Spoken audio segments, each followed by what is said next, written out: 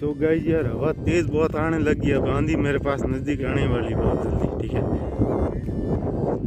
So guys अब देखना क्या होता है, ठीक है। आंधी हमारे पास आ चुकी है नज़दीक बहुत।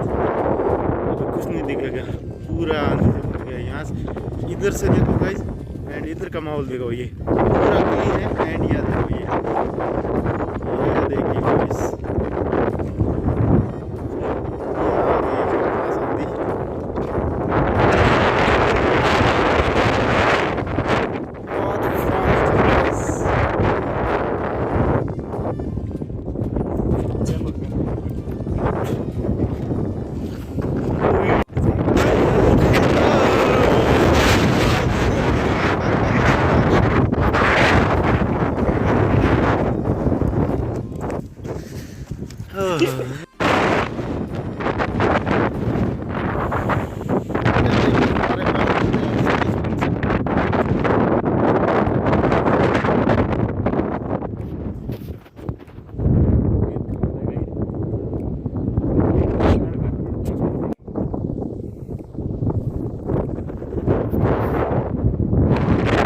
एंड गाइज वीडियो अच्छा लगा तो लाइक करके जाना, ठीक है। और कमेंट कर देना गाइज इसमें क्या अच्छा लगा आपको, और भी आगे देखना चाहते हो या नहीं।